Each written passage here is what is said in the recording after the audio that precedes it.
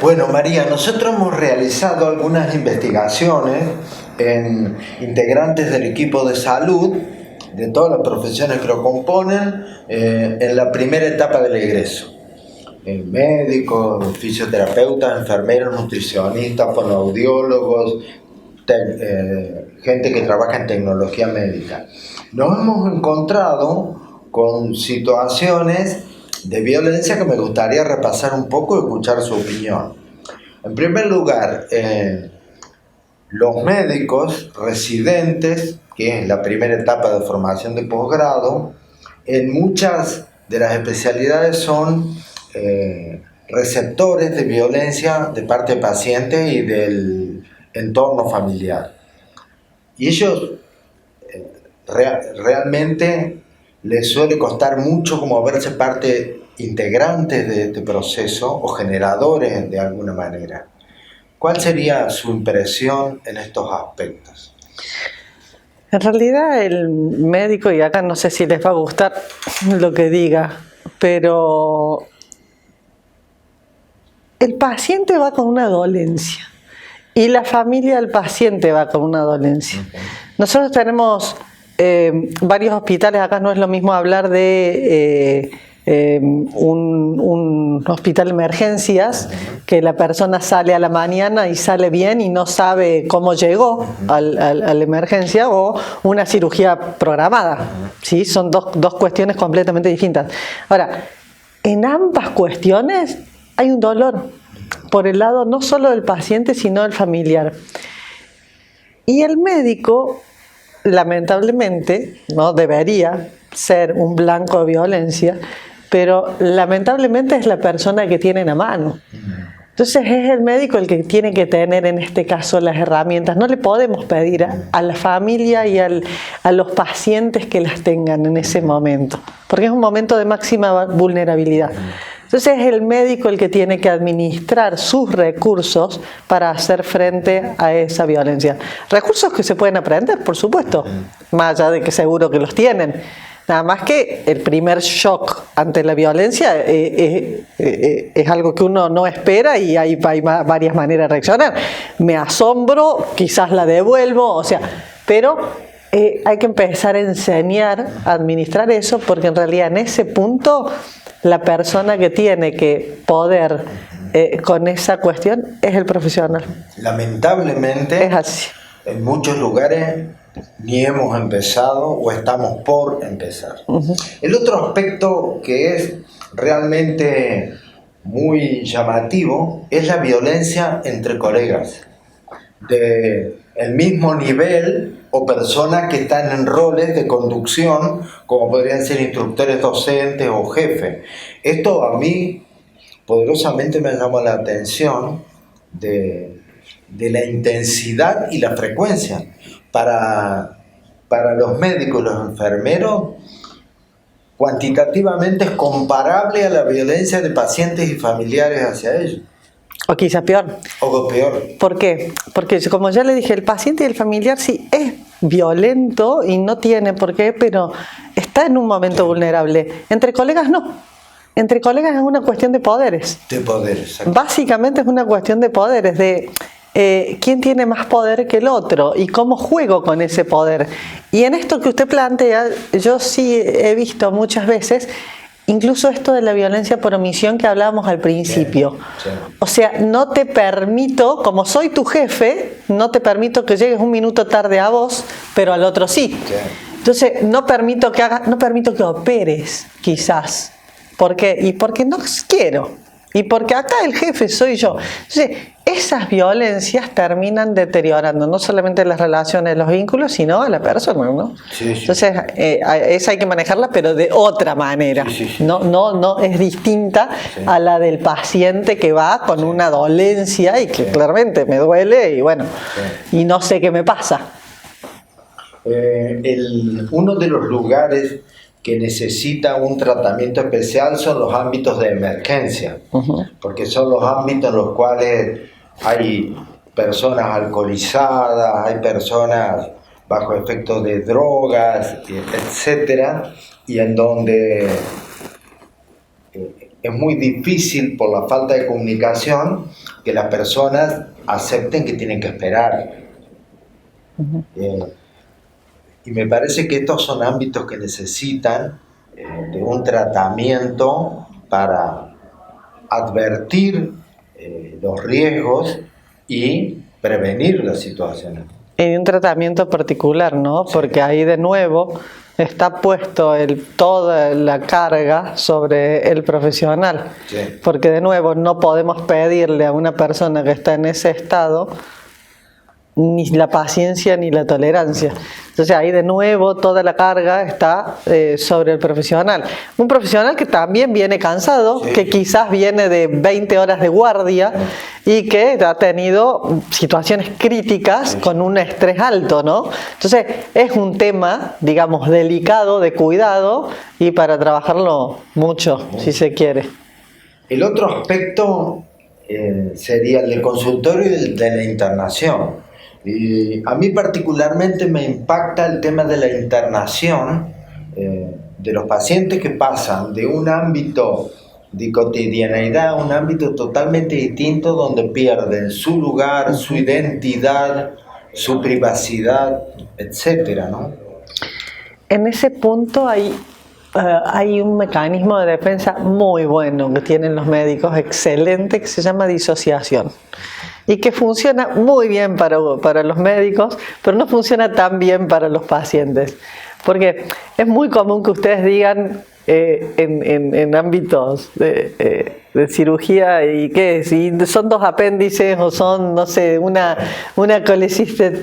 Y para el paciente es el paciente, ¿no? Y ustedes ponen esa distancia, y es una distancia muy sana, porque si consigo una empatía grande con esa persona y puedo pensar que lo que me puede pasar a mí, y yo en ese momento necesito la mente fría para poder operar, incluso en situaciones graves, ¿no? Necesito la mente fría.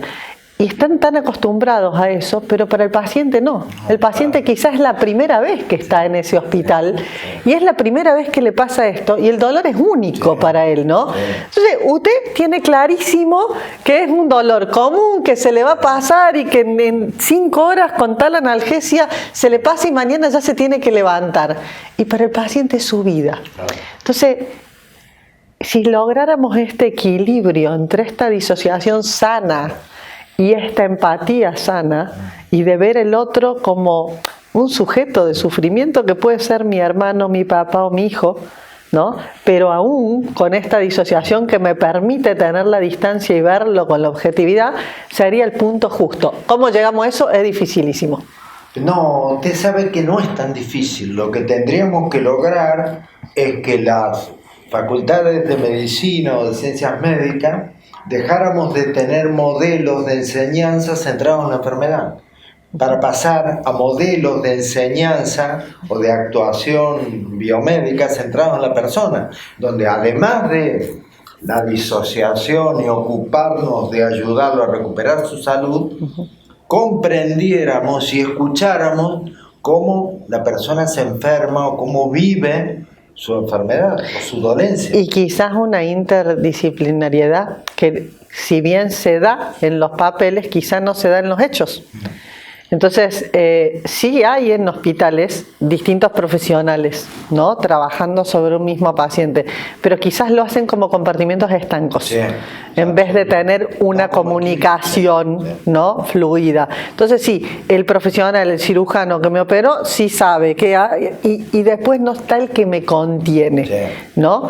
Y el cirujano que lo operó quizás sea el mismo también que debería contener, porque es el que sabe y tengo la confianza puesta en él. Los médicos tienen un enorme poder, un enorme poder, y no hablo del bisturí, hablo del enorme poder de la palabra. La sanación está en la palabra. Más que en el bisturí.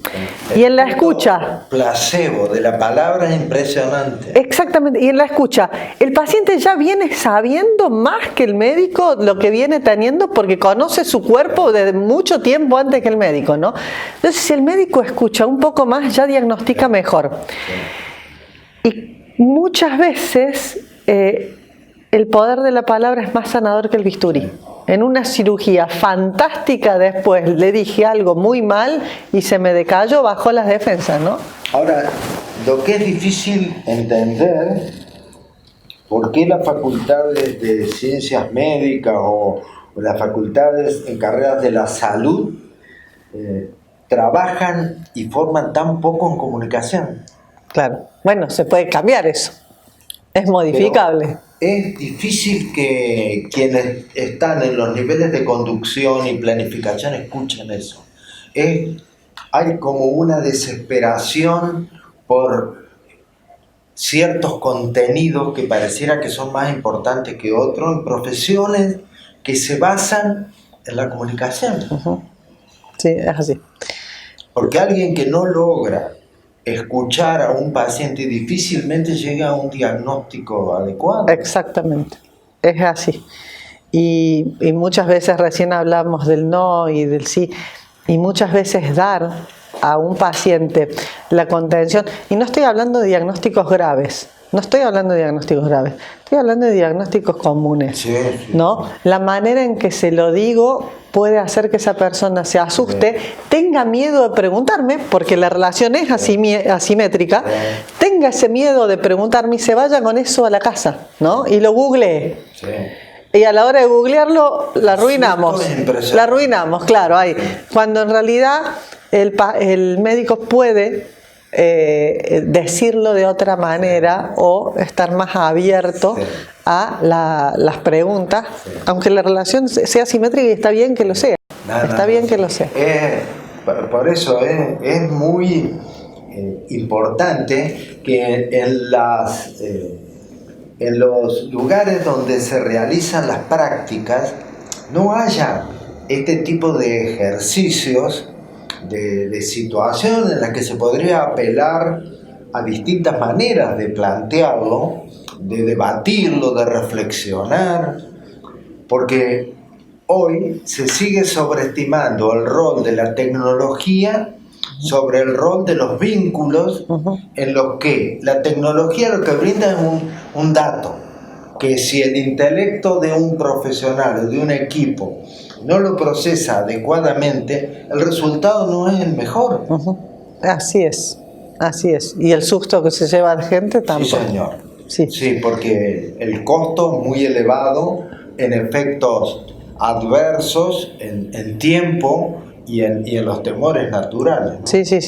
Yo he tenido muchas veces gente que me llama pero yo no soy médica, pero algunas veces entiendo un poco más y me llama y me pregunta, me mandaron a hacer esto, ¿qué será? Y por ahí le decís, no, pero es una ecografía, no pasa nada, pero en el diagnóstico, claro, es una ecografía nada más. Pero mucha gente del interior, o mucha gente que no tiene que no ha tenido el recurso de poder preguntar y tienen eso de la humildad y del no querer que el otro se dé cuenta, sale del médico y después te manda un mensaje y te dicen con la fotito, me pusieron esto, ¿qué es? Sí. ¿No? Hace poco me decía, me mandaron a hacer una biopsia de cuello. ¿Qué tengo que ver yo con una biopsia de cuello? Pero ya se había hecho una ecografía, en la ecografía no le salía nada. Y la doctora le había mandado a hacer una biopsia de cuello igual por las dudas, me parece correcto, por algo se lo pidió.